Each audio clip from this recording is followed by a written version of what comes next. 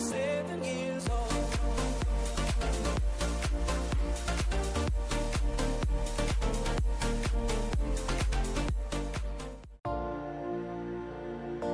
Segunda, 22 de março. Verso para memorizar. Pois vejam, criarei novos céus e nova terra, e as coisas passadas não serão lembradas. Jamais virão à mente. Isaías 65:17. Imã divino. Ouça Isaías 66, 1-19. Assim diz o Senhor: o céu é o meu trono, e a terra é o estrado dos meus pés. Que casa, então, vocês poderiam construir para mim? Ou que lugar para o meu repouso? Porque a minha mão fez todas estas coisas, e todas vieram a existir, diz o Senhor. Mas eis para quem olharei: para o aflito e abatido de espírito, e que treme diante da minha palavra. Quem mata um boi é como o que comete homicídio. Quem sacrifica um cordeiro, como que quebra o pescoço de um cão. Quem traz uma oferta de cereais, como que oferece sangue de porco. Quem queima incenso, como que bendiz um ídolo.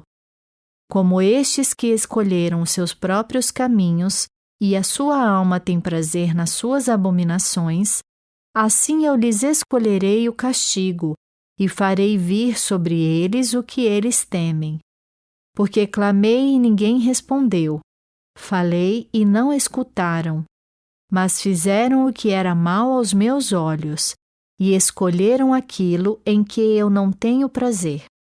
Escutem a palavra do Senhor, vocês que tremem diante da sua palavra.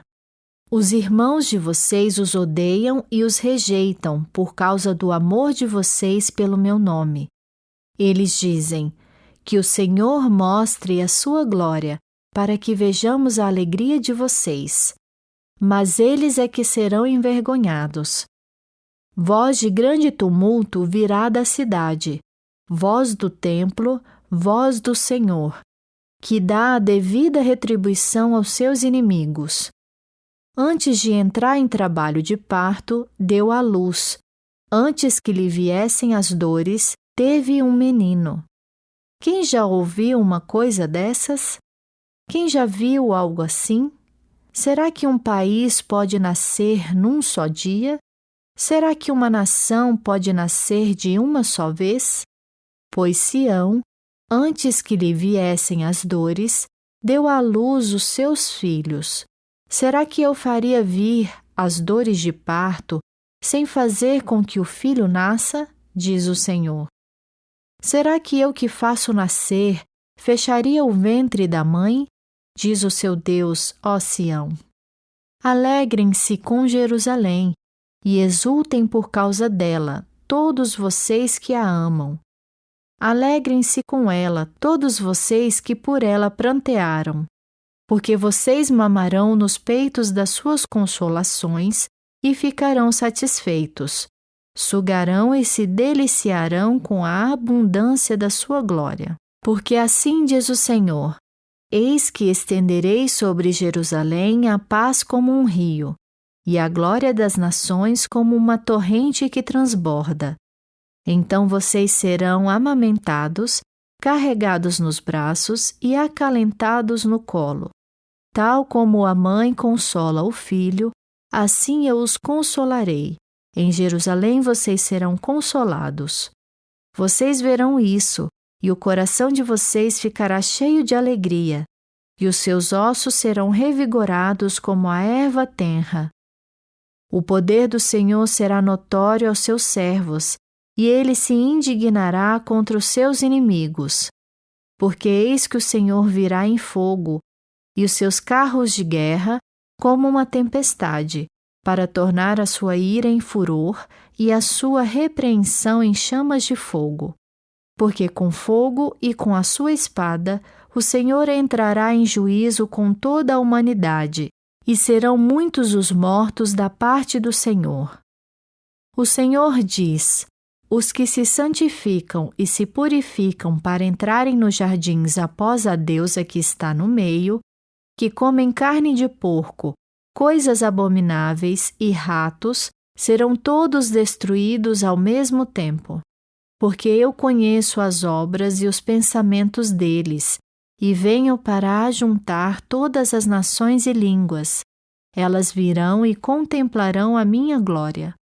Porei entre elas um sinal, e alguns dos que foram salvos enviarei às nações, a Tarsis, Pul e Lude, que atiram com o arco, a Tubal e Javã, até as terras do mar mais remotas, que jamais ouviram falar de mim, nem viram a minha glória.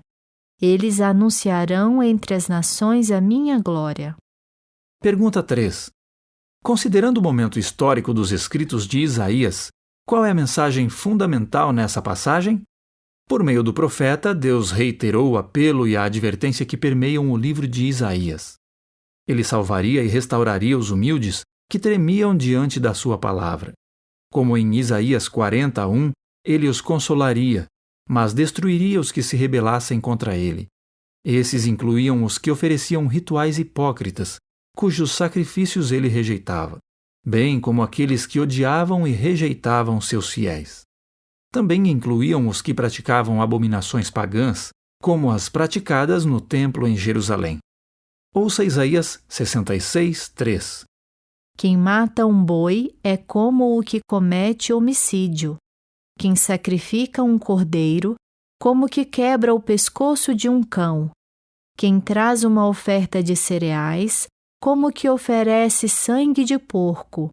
Quem queima incenso, como que bendiz um ídolo. Como estes que escolheram seus próprios caminhos, e a sua alma tem prazer nas suas abominações. Pergunta 4. Quais princípios espirituais são revelados nesse verso? Como essa mesma ideia pode ser expressa no contexto do cristianismo e da adoração contemporâneos? Ouça Isaías 66:18 e 19. Porque eu conheço as obras e os pensamentos deles, e venho para ajuntar todas as nações e línguas. Elas virão e contemplarão a minha glória. Porei entre elas um sinal, e alguns dos que foram salvos enviarei às nações, a Tarsis, Pul e Lude, que atiram com o arco, a Tubal e Javã, até as terras do mar mais remotas, que jamais ouviram falar de mim, nem viram a minha glória. Eles anunciarão entre as nações a minha glória. Pergunta 5. De que maneira Deus servia como um ímã para atrair as nações a si mesmo? Após a destruição de seus inimigos, Deus revelaria sua glória de modo a se tornar como um ímã para atrair pessoas a Jerusalém. Ele estabeleceria entre eles um sinal que não foi especificado aqui, mas aparentemente se refere ao sinal mencionado por Isaías. Deus daria ao seu povo alegria e paz e restauraria sua terra. Quando ele revelasse sua glória ao restaurar seu povo após a destruição, isso seria um sinal de seu favor restaurado, assim como ele havia concedido a Noé o sinal do arco-íris após o dilúvio. O que significa tremer diante da palavra de Deus? Por que o Senhor deseja que tremamos diante de sua palavra? Quando não o fazemos, qual é a condição do nosso coração?